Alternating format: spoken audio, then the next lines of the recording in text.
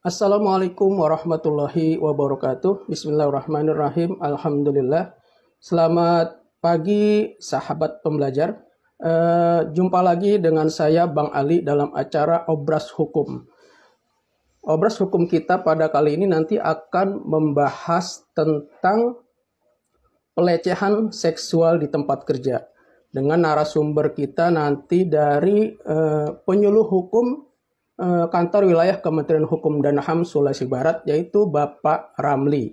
Oke, selamat pagi Pak Ramli. Assalamualaikum warahmatullahi wabarakatuh. Pak Ramli. Selamat pagi Pak. Ya Mohon siap maaf. Pak, selamat pagi Pak.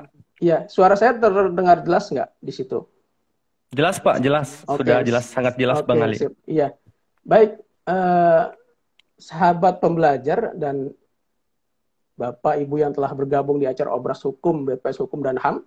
Jadi acara Obras Hukum ini atau obrolan cerdas tentang hukum ini terlaksana berkat kerjasama BPSDM Hukum dan HAM dengan Badan Pembinaan Hukum Nasional. Jadi memang karena BPHN itu merupakan pembina dari Jabatan Fungsional Penyuluh Hukum. Jadi ini terlaksana berkat kerjasama BPHN. Kami ucapkan terima kasih atas kerjasamanya. Mudah-mudahan ini berlangsung baik dan berjalan lancar. Baik, sebelum kita lanjutkan acara Obras Hukum kita pada pagi ini, mungkin Pak Ramli, saya panggil Bapak atau Mas? Panggil Mas aja Mas. Oke, karena masih muda ya. Iya, masih muda, saya panggil Mas aja ya. Ya, oke Pak Mas Ramli, mungkin bisa menjelaskan atau memperkenalkan diri terlebih dahulu, karena saya kan baru memperkenalkan namanya saja, mungkin ada yang lebih jauh untuk memperkenalkan diri. Untuk sahabat pembelajar yang mungkin ingin tahu lebih dalam tentang Pak Ramli. Silakan Pak Ramli. Assalamualaikum warahmatullahi wabarakatuh. Terima kasih Bang Ali atas kesempatannya untuk memberikan saya perkenalkan diri. Jadi, perkenalkan nama saya Ramli. Saya penyuluh hukum di Kantor Wilayah Kementerian Hukum dan Hak Asasi Manusia Sulawesi Barat. Jadi saya penyuluh hukum Pak di Kantor Wilayah Hukum dan Hak Sulawesi Barat. Iya, keluarga sudah? Udah Pak, sudah keluarga, udah. Anak, putra putri? Anak udah 2. Udah 2. Alhamdulillah Istri? 2 Mas. Istri? Istri masih alhamdulillah 1. Oh masih 1, berarti mau 2 dong. Alhamdulillah masih 1. Alhamdulillah. Sahabat pembelajar ini cuma candaan aja biar nggak tegang-tegang amat gitu ya. Baik, sahabat pembelajar, seperti di awal saya sampaikan bahwa untuk materi obras atau topik hukum obras hukum kita pada ini, yaitu pada pagi ini, itu akan membahas tentang pelecehan seksual di tempat kerja. Jadi nanti kalau ada sahabat pembelajar yang ingin bertanya atau berkomen yang lainnya, silahkan ditulis atau diketik di kolom komentar. Terkait dengan pelecehan seksual di tempat kerja ini memang ya bisa dikatakan sampai saat ini pun masih terjadi. Kita bahas lebih dalam dengan narasumber kita ini, Mas Ramli, penyuluh hukum dari Kantor Wilayah Kementerian Hukum dan Sulawesi Barat. Ini bisa dijelaskan dulu nggak terlebih dulu apa sih yang dimaksud dengan pelecehan seksual? Karena kan ini kita belum tahu nih pelecehan itu apa, seksual itu seperti apa. Mungkin Mas Ramli bisa menjelaskan terlebih dahulu nih yang dimaksud dengan pelecehan seksual. Silakan Pak Ramli. Oke Mas, terima kasih. Jadi sebelum saya masuk menjelaskan apa itu pelecehan seksual, saya mau bagi dulu apa itu pelecehan dan apa itu seksual. Jadi kalau dalam kamus besar bahasa Indonesia bahwa pelecehan itu adalah proses atau perbuatan. Sedangkan seksual itu adalah berkenaan dengan jenis kelamin, baik itu laki-laki atau perempuan, dan kedua adalah berkenaan dengan persetubuhan antara laki-laki dan perempuan. Jadi apa itu pelecehan seksual? Jadi pelecehan seksual adalah segala bentuk perilaku yang berkonotasi seks yang dilakukan sepihak dan tidak dikehendaki atau diinginkan seorang korban. Baik itu dilakukan secara verbal, non-verbal, dan sentuhan fisik. Jadi indikator dari pelecehan seksual adalah ketika seseorang ini tidak menginginkan atau tidak menghendaki perbuatan seksual tersebut. Lebih spesifik ya. Jadi pelecehan seksual di tempat kerja. Nah ini, kalau di tempat kerja ini, bentuk-bentuk pelecehan seksual itu seperti apa, Mas Ramli? Sebenarnya pelecehan seksual ini dibagi ada beberapa bentuk, yaitu secara luas itu ada 5 bentuk. Pertama itu pelecehan seksual secara fisik. Kedua, pelecehan seksual secara lisan atau verbal ya, verbal. Ketiga, pelecehan seksual secara isyarat. Dan keempat, pelecehan seksual secara tertulis. Dan kelima adalah pelecehan seksual secara psikologis dan emosional.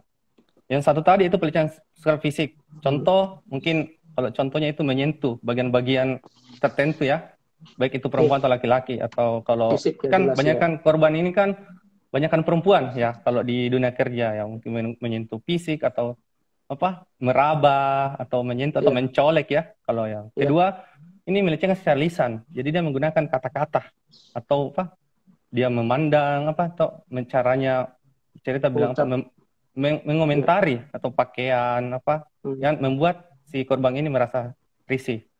Ketiga, pelecehan isyarat. Kalau isyarat ini contohnya yang terjadi di masjid apa Jatinegara ya, yang baru-baru ini yang viral itu. Iya, kalau jadi seorang yang Jatinegara ya, yang seorang jamaah masjid ini, jamaah musola itu pelakunya tertangkap CCTV, itu melakukan secara isyarat ya. Mungkin teman-teman sudah nonton semua. Keempat itu adalah pelecehan tertulis, yaitu memuat gambar-gambar seksual ya, gambar porno ya gitu ya. Kelima itu pelecehan psikologis dan emosional, di mana terdiri atas permintaan-permintaan atau ajakan yang terus-menerus yang tidak diinginkan oleh korban, yang atau penghinaan atau celaan yang bersifat seksual ya. Jadi secara luas itu dibagi atas lima Mas. Iya. Jadi sahabat pembelajar, ternyata pelecehan seksual di tempat kerja itu terdiri dari 5. Ada 5, ada fisik, lisan atau verbal ya. Kemudian ada isyarat, ada tertulis dan emosional. Nah, ini fisik ini kebanyakan sama apa namanya? Lisan sepertinya Pak Ramli ya. Kayak fisik itu kan seperti yang kalau di tempat kerja itu kan suka candaan tuh, colek-colek ya kan. Itu yang paling soal colek-colek. Kemudian lisan itu suka mengucapkan kata-kata yang mungkin menyindir ke arah seksual ya kan. Iya, nah isyaratnya juga banyak juga, tertulis dan secara emosional juga. Itu jadi istilahnya dikatakan bentuk-bentuk pelecehan seksual ya Pak Ramli ya. Jadi ada 5 yaitu fisik, betul. Lisan, isyarat, tertulis dan emosional ya. Tertulis dan emosional ya. Emosional ya. Ini sebetulnya kalau perilaku seperti ini pengaruhnya apa? Yang mempengaruhi terjadinya pelecehan seksual itu seperti apa tuh? Sebenarnya mempengaruhi banyak, sebenarnya Bang Ali, kalau banyak faktor yang bisa mempengaruhi terjadinya pelecehan seksual, khususnya di tempat kerja. Pertama itu adalah korban mudah ditaklukkan. Ini yang agak apa? Ketika korban mudah ditaklukkan, itu kemungkinan besar akan terjadi pelecehan seksual. Ketika korban tidak pada saat dia kan pelecehan seksual apa? Akan berulang. Ketika kita sudah tidak mengatakan itu adalah saya tidak suka, maka itu akan mudah untuk itu korban mudah ditaklukkan ya. Ketika dia apa? Dia tidak cuma diam saja, mungkin karena takut atau dia karena atasan itu ya. Kedua, hasrat seks yang tidak bisa disalurkan dengan pasangannya. Mungkin karena di rumah nggak bisa seksnya tidak bisa disalurkan. Jadi kemungkinan besar di kantor ya. Jadi pada saat dia di kantor itu pikirannya gimana Mas ya. Ketiga itu mempunyai riwayat kekerasan seksual saat masih kecil. Jadi memang sih pada saat dia mempunyai riwayat kekerasan seksual itu bisa terjadi, dia akan terulang, bisa jadi pelaku pada saat dia sudah dewasa. Keempat yaitu pernah menyaksikan kekerasan seksual terhadap anggota keluarga. Ya hampir sama tadi, ketika dia pernah jadi korban dan pernah menyaksikan dalam keluarga, itu bisa terulang pada saat dia dewasa. Kelima, pelaku memiliki otoritas atas korban. Ini yang kelima paling sering terjadi di tempat kerja. Ketika seseorang mempunyai otoritas atas korban. Contoh, ketika atasan terhadap bawahannya. Kan dia punya dia merasa ada power. Ya, ada power, dia merasa menguasai, jadi dia kemungkinan besar terjadi pelecehan seksual. Ya, kembali ke pertanyaan Mas Ramli. Jadi siapa yang menjadi korban dan pelaku pelecehan seksual di tempat kerja biasanya? Jadi kalau korban bisa korban pelecehan seksual bisa terjadi kepada siapa saja, baik itu perempuan atau laki-laki. Bisa saja pelakunya adalah laki-laki ke perempuan, atau perempuan ke laki-laki, atau laki-laki sesama laki-laki, atau perempuan sesama perempuan. Jadi ini korbannya itu bisa saja siapa saja. Jadi korbannya bisa laki-laki perempuan, dan pelakunya bisa laki-laki ke perempuan, perempuan ke laki-laki, dan sesama jenis, laki-laki sama laki-laki atau perempuan dengan perempuan. Begitu, Mas. Iya. Jadi ini apa? Bermacam-macam, Mas. Iya, jadi itu ya. Kemudian ini kan kalau perempuan dengan perempuan itu mungkin bisa juga apakah perempuan dengan perempuan disebut sebagai pelecehan? Karena kan mungkin saja mungkin hanya bercanda, mencolek-colek bagian mungkin tubuh salah satu perempuan. Iya, Mas, namanya pelecehan apa? Bisa jadi, Mas, kan ada apa? Lesbi ya. Lesbi itu kan kalau lesbi suka sama perempuan terus dia apa?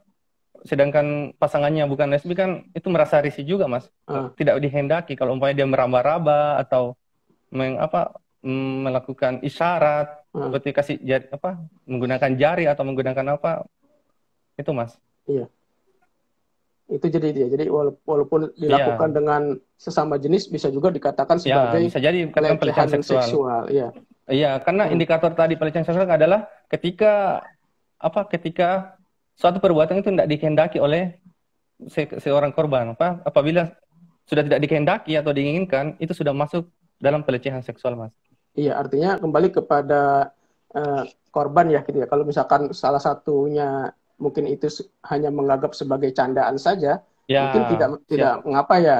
Tapi kalau misalkan yang dipegang, yang diraba itu merasa risih dan tidak terima, sudah baru merasa sebagai pelecehan ya.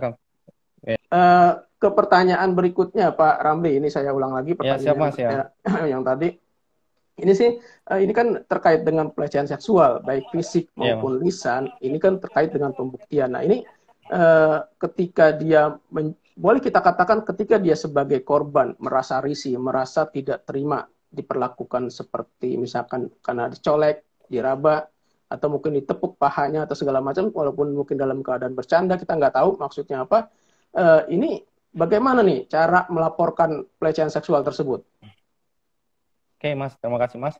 Jadi kita ketahui dulu dalam KUHP kita, yaitu Kitab Undang-Undang Hukum Acara Pidana kita kan menggunakan 5 macam bukti ya, Mas. Yaitu pertama keterangan saksi, keterangan ahli, surat, petunjuk, dan keterangan terdakwa. Jadi, bila terjadi pelecehan, catat semua bukti yang seperti contoh, catat semua bukti. Itu baik bukti itu chat, tempat, dan waktu kejadian. Kemudian laporkan kepada pihak berwenang di kantor kita atau perusahaan. Apabila tidak dapat respon atau tindakan, baru segera lapor ke pihak berwenang, yaitu kepolisian. Jadi pertama yaitu kita kenali dulu alat bukti ya. Di KUHP kita kan ada 5 ya. Keterangan saksi, keterangan ahli, ketiga surat, keempat petunjuk, dan keterangan terdakwa. Jadi ketika kita mengalami pelecehan seksual, yang pertama kita catat semua alat buktinya. Artinya mulai dari mungkin chat atau WA, tempat kejadiannya, atau saksi yang ada. Kemudian laporkan ke pihak berwajib. Yaitu kepolisian, Mas. Iya. Kalau dengan apakah bukti-bukti tersebut ini bisa menjerat pelaku pelecehan? Memang sih kalau kan di KUHP itu ada 2 ya barang bukti untuk bisa menjerat. Ya, walaupun memang sih dalam di korban pelecehan seksual ini memang pembuktiannya agak susah. Karena kadang tidak mungkin kalau umpamanya orang melakukan pelecehan seksual itu memanggil, sini saya lakukan pelecehan seksual, enggak. Jadi memang sih pembuktiannya agak susah. Namun tetap ada cara untuk melaporkan apabila kita tidak ada alat bukti. Kan di kepolisian itu kan ada namanya laporan pengaduan dan laporan polisi.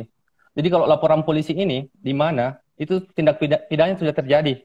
Sedangkan kalau laporan pengaduan itu tugas polisi yang menyelidiki karena belum terbukti ada tindak pidana. Jadi ketika kita melakukan pelecehan itu walaupun tidak ada bukti laporkan. Jadi itu polisi akan laporan namanya laporan pengaduan. Jadi dengan laporan pengaduan itu akan polisi melakukan penyelidikan.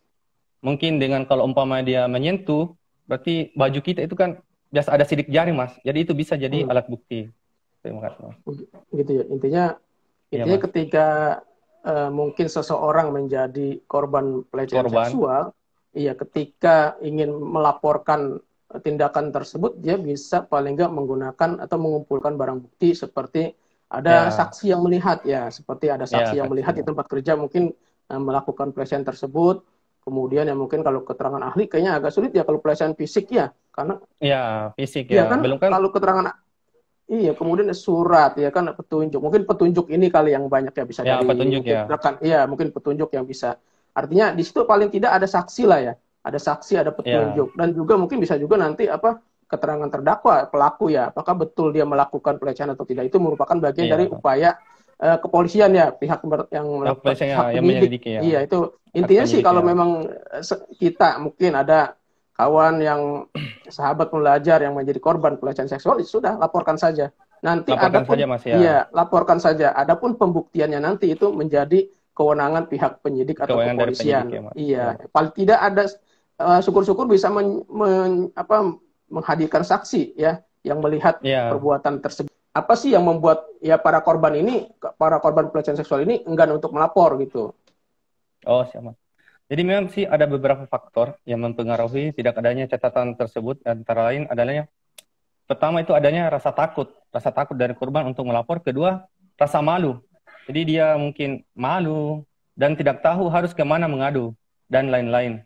Padahal negara mempunyai fungsi untuk mendorong terwujudnya kenyamanan bagi warga, khususnya masyarakat kerja, serta bagi yang rentan terhadap pelecehan seksual.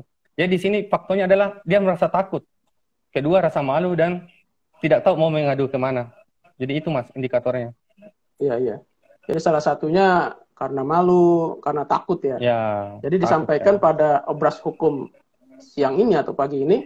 Jadi kalau memang ada sahabat pembelajar, masyarakat, khususnya wanita yang menjadi korban pelecehan seksual, ya sudah, tidak usah malu dan tidak usah enggan, tidak usah takut untuk melaporkan perbuatan tersebut. Karena memang untuk orang-orang tertentu yang suka melakukan pelecehan seksual juga harus diberikan pelajaran lah untuk tidak melakukan hal-hal tersebut itu.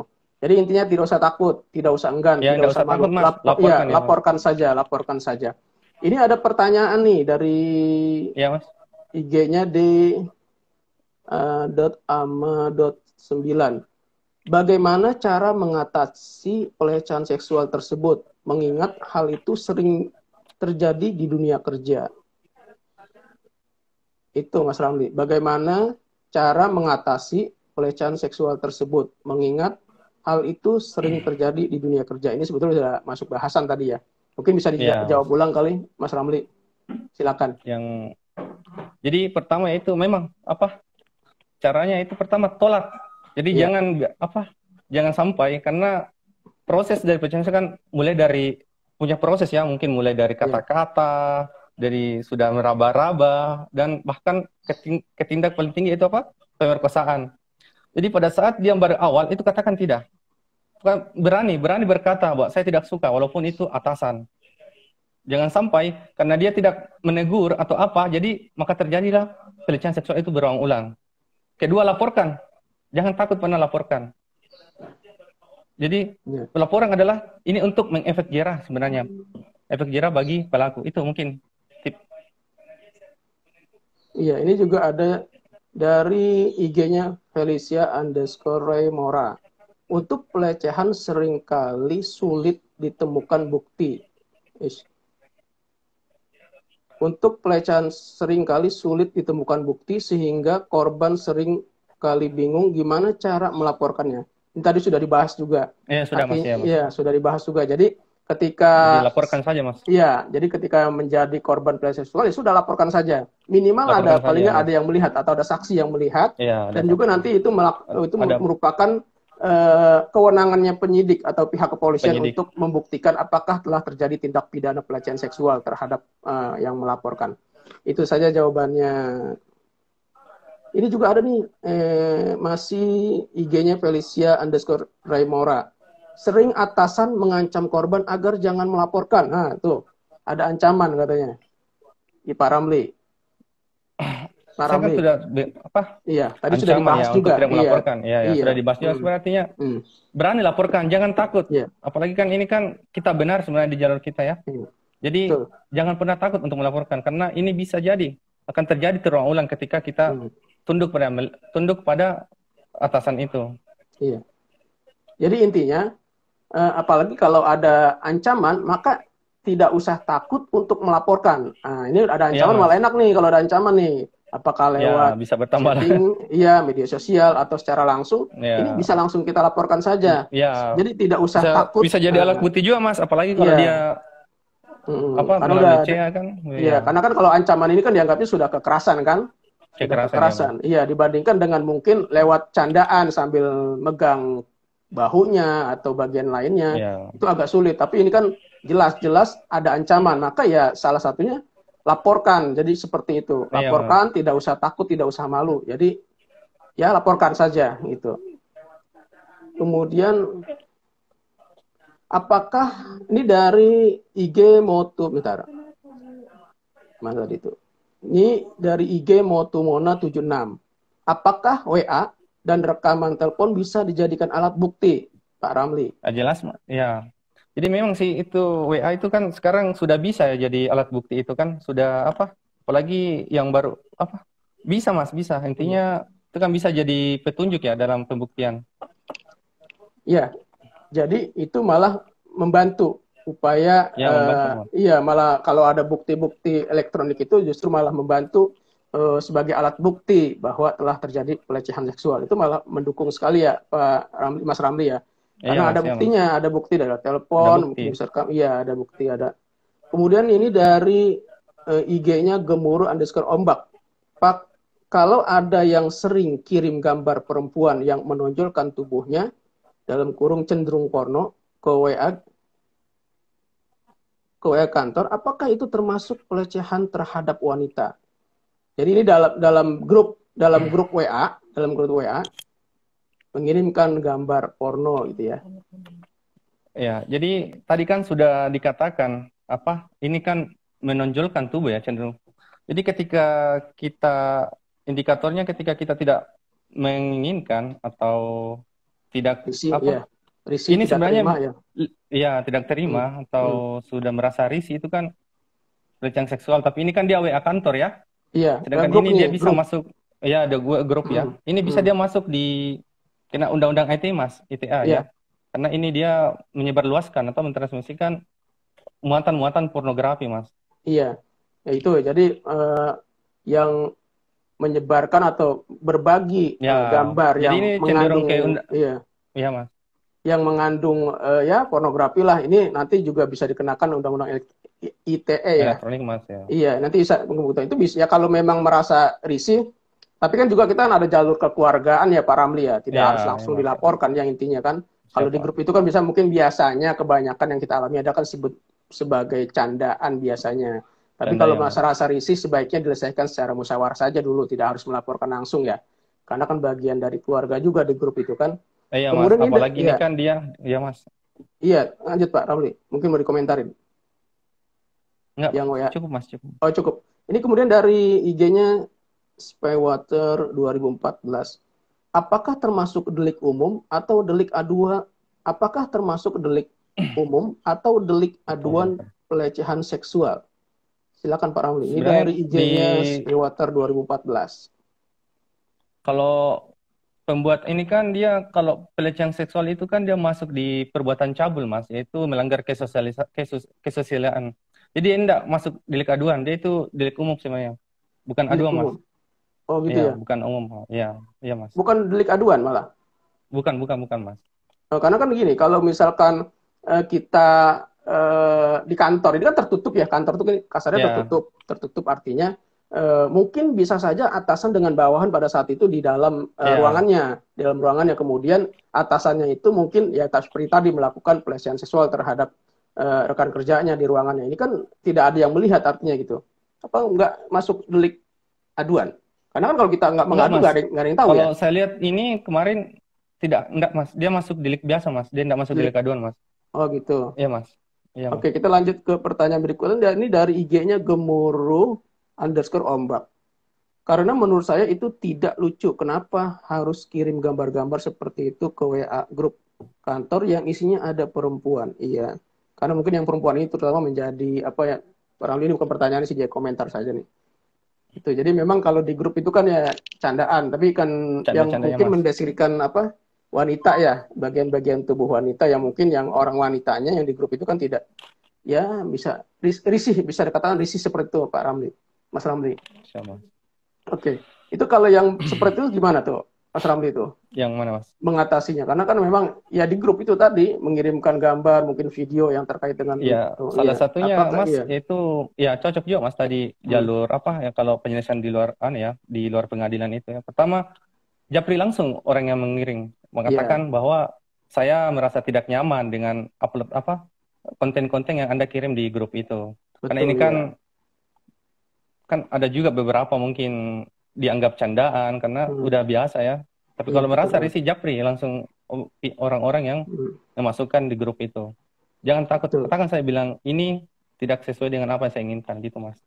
Betul. Jadi eh, upayanya yang bisa dilakukan ketika ada mungkin teman grup yang mengirimkan Ya, gambar atau gambar atau apa namanya video yang mengandung pornografi ya secara kekeluargaan aja dulu bisa melalui ya kira-kira japri Mas. ya yang lebih sopan ya di japri agar Iya tidak Mas. ribut di grup mengingatkan supaya tidak mengupload atau mengirimkan atau membagikan video-video yang bernuansa atau bermuatan pornografi mungkin seperti itu Pornografi. tidak harus dilaporkan ya. Nah, kecuali Iya mungkin Mas. pribadi secara fisik mungkin bisa itu kita laporkan tapi kalau di grup hanya menyiarkan atau membagikan gambar porno ya di japri aja orang tersebut diingatkan Ya, supaya japri tidak aja Mas. berbagi iya itu aja jalan. Ini terkait dengan sanksinya untuk pelaku pelecehan seksual ini seperti apa nih? Untuk sanksi hukumnya bagi Untuk sanksi pelaku ya. sendiri itu kan kita ketahui tadi apa pelecehan seksual kan terjadi di tempat kerja Mas. Iya, Jadi kita di fokus tempat kerja. Jadi kalau di Undang-Undang Nomor 13 Tahun 2003 itu tentang tenaga kerja mengatur pasal 886 ayat 1 saya baca Mas. Pekerja buruh perempuan mempunyai hak untuk memperoleh apa? Pasal 86 ayat 1 setiap pekerja atau buruh mempunyai hak untuk memperoleh perlindungan atas keselamatan dan kesehatan kerja, moral dan kesusilaan dan perlakuan yang sesuai dengan harkat dan martabat manusia serta nilai-nilai agama. Namun kekurangan dari undang-undang di pasal 86 ini, dia tidak menjelaskan sanksinya. Jadi kita masuk di apa di KUHP kita mengatur sendiri yaitu tentang pencabulan. Jadi kita ketahui tadi bahwa iya. pelecehan seksual ini termasuk tindakan pencabulan yang melanggar kesusilaan.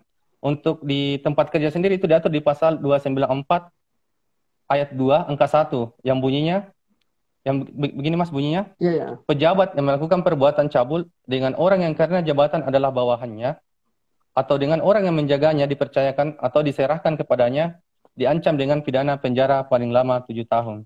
Jadi ancaman Ini pidananya bagi pelecehan seksual ini 7 tahun, Mas. ini KUHP ya. Ya Ya, KUHP, Mas. ya.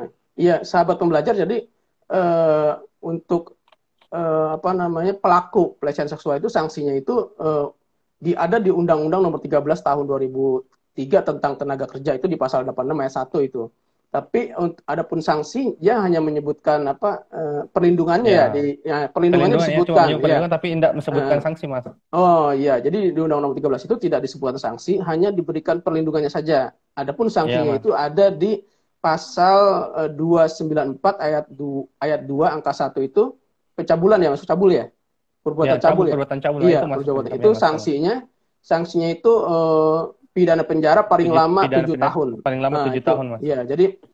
Jadi buat sahabat pelajar dan teman-teman maupun masyarakat yang saat ini menyaksikan obras hukum bahwa pelaku pelecehan seksual itu bisa dikenakan sanksi berdasarkan pasal 294 ayat Ya, 2 angka 1 Kitab Undang-Undang Hukum Pidana itu sanksinya itu maksimal 7 tahun itu 7 tahun sanksinya. penjara. Mas. Iya, Ya. 7 tahun penjara. Kemudian ini kan sanksinya sudah, bentuk-bentuk pelecehannya sudah ada. Eh, Kira-kira nih untuk Pak Ramli ada nggak apa namanya semacam pesan buat para mungkin sahabat pembelajar, para pekerja eh, yang menjadi korban pelecehan seksual ini? Jadi pesan saya, jangan pernah takut untuk melaporkan para pelaku pelecehan seksual. Karena ini untuk membuat efek jerah pada pelakunya. Karena apabila kita tidak melaporkan, takutnya ada korban-korban berikutnya atau terulangnya pelecehan tersebut. Jadi jangan pernah takut untuk melaporkan, karena ini untuk membuat efek jerah. Karena takutnya ke depannya akan ada korban-korban yang lainnya, Mas. Jadi jangan pernah takut, laporkan kalau memang terjadi pelecehan seksual. Terima kasih. Iya. Jadi itu pesan penyuluh hukum kita, narasumber ya, Mas, ya, Mas. Obras Hukum pada kali ini. Ya, jangan pernah takut untuk melamporkan, intinya seperti itu ya, jika terjadi ya, atau sebagai korban pelecehan seksual. Tapi ini ada pertanyaan lagi nih, Mas Adi, Mas Ramli. Ini dari IG-nya Adi Saputra 412. Tindakan seperti apakah yang paling efektif untuk mencegah terjadinya pelecehan dalam kantor? Ini dari IG Adi Saputra 412. Silakan Pak Ramli, Mas Ramli. Terima kasih, Mas. Ya, dari Adi ya. Adi Saputra. Adi Saputra, ya. Jadi memang, Mas, tadi sudah dijelaskan atas, tindakan paling pertama adalah pencegahan. Dan pencegahan itu menolak. Dari awal, kalau umpamanya kan prosesnya banyak, dari mungkin tahap pertama itu cuma melalui kata-kata, mulai stop di situ. Katakan bahwa itu saya tidak suka, tidak inginkan. Jadi itu pencegahannya memang dari awal, Mas. Jangan nanti terjadi hal-hal yang lebih besar lagi baru menolaknya, Mas. Jadi dari awal, Mas, menolaknya. Begitu, Mas. Jadi itu Pak Adi. Jadi ketika ada mungkin ya misalnya bisa tanda-tanda ingin melakukan pelecehan seperti mungkin memegang bagian bahu, ya sudah langsung di-cut gitu ya. Langsung menolak. Iya, sebelum jadi sebelum berlanjut kemana-mana juga. Mas, ditolak. Kalau memang ditolak. Ya tolak aja, Mas. Langsung tolak. Katakan bahwa saya tidak suka, atau disingkirkan tangannya, ya. Jadi itu Pak Adi, jadi kalau ada upayanya itu, jadi sejak awal itu sudah dilakukan upaya seperti menolak, gitu. Menolak, Mas. Iya. Kemudian ini dari IG Motumona 76. Coba. Pembuktian delik umum itu seperti apa, ya? Jika dikaitkan pelecehan seksual, ini maksud antara atasan dengan bawahan. Jadi ini Mas Ramli. Dari IG Motumona 76. Pembuktian delik umum itu seperti apa ya jika dikaitkan pelecehan seksual antara atasan dengan bawahan? Ini tadi kan sudah dijelaskan bahwa bila terjadi pelecehan pertama itu kumpulkan semua alat bukti, baik itu chat atau apa, tempat kejadian atau saksi, Mas. Itu kalau pembuktiannya itu kan yang polisi yang menyelidiki atau penyidikannya, Mas. Oh iya, ini mungkin ini terkait ini tadi yang Pak Ramli bilang tadi bahwa pelecehan ini termasuk delik umum. Ini maka ditanya kembali nih, itu seperti apa jika dikaitkan dengan pelecehan seksual antara atasan dengan bawahan. Ini juga tadi saya singgung juga kan, kalau misalkan dia atasan dengan bawahan di dalam satu ruangan itu kan tidak ada yang tahu tuh, tidak ada yang melihat, hanya dia berdua saja. Kemudian terjadilah pelecehan seksual. Nah, ini makanya terkait dengan bisa dikatakan delik umum itu seperti apa? Nah, itu pertanyaan seperti itu nih Pak dari Bu Motumona.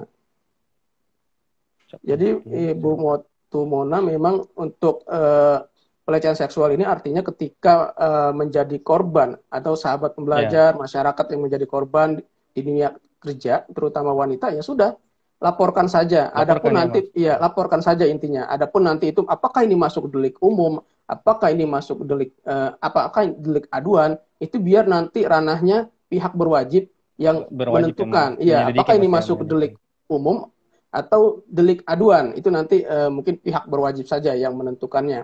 Yang penting intinya ketika seseorang mengalami menjadi korban pelecehan seksual, ya sudah, jangan takut untuk mengadu, jangan malu untuk mengadu perbuatan tersebut. Itu. Jadi nggak usah dipikirin ini delik umum apa delik aduan, ya udah. Ketika jadi korban langsung laporkan saja itu. Jadi tidak usah memikirkan delik umum, delik aduan, nanti itu menjadi kewenangan pihak berwajib. Itu aja. Sama. Iya, jadi ini untuk IG Spaywater 214. Jadi seperti tadi saya sampaikan bahwa kalau perkosaan ini jelas udah bukan istilahnya udah jelas namanya juga perkosaan, pasalnya sudah jelas. Jadi ya sudah tinggal mengadukan saja ke pihak berwajib. Itu saja. Pak Ramli.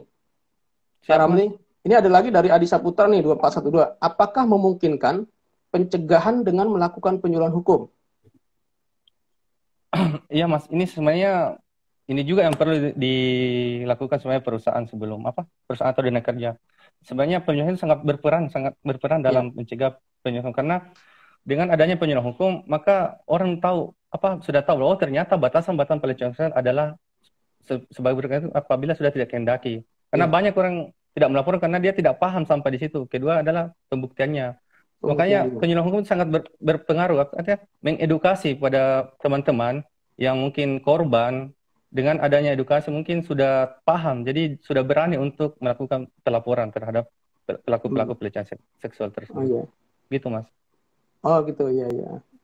Iya, jadi ya pada intinya memang ini obras hukum kita ini bagian dari penyuluhan hukum. Itu memang penting penyuluhan hukum kita lakukan.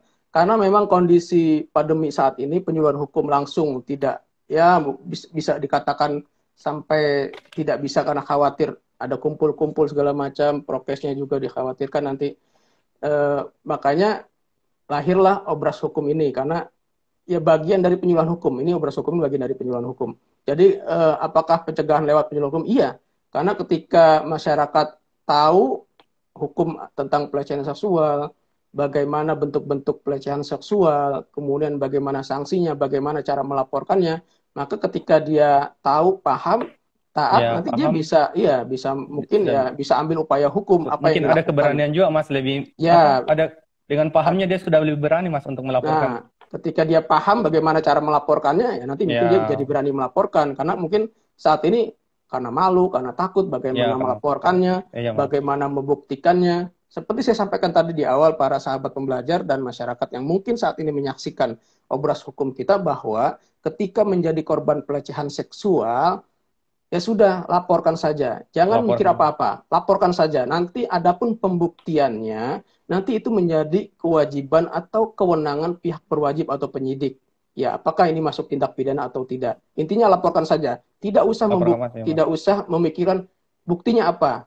Nah, tapi akan tetapi bagus lagi kalau disertai dengan alat bukti, seperti misalnya ada saksi yang melihat, seperti ada chatnya yang bisa dijadikan bukti, WA dan lain-lain, itu bisa gitu. Intinya udah laporkan saja ketika menjadi korban pelecehan seksual. Itu aja paling ya. Siap, Mas Ramli ya. Mungkin ada lagi Mas Ramli? Mungkin sudah cukup, Mas. Sudah cukup ya. Baik, sahabat pembelajar. Alhamdulillah obras hukum kita ini berjalan dengan lancar, walaupun ada sedikit tadi gangguan jaringan sempat terputus, tapi mudah-mudahan apa yang disampaikan narasumber kita yaitu Pak Ramli, beliau adalah penyuluh hukum dari Kantor Wilayah Kementerian Hukum dan HAM Sulawesi Barat. Mudah-mudahan bermanfaat dan semoga kedepannya bisa bertemu lagi di materi yang berbeda ya, Mas Ramli ya. Itu aja. Ya, Mas. Baik, sahabat pembelajar, kita tutup ya Pak Ramli ya dengan ucapan alhamdulillah. Demikian obras hukum kita pada siang ini. Semoga bermanfaat. Wassalamualaikum warahmatullahi wabarakatuh. Salam pembelajar. Salam pembelajar. Terima kasih Mas Ramli atas waktunya. Sama-sama, Mas. Terima kasih, Mas. Assalamualaikum. Waalaikumsalam warahmatullahi wabarakatuh.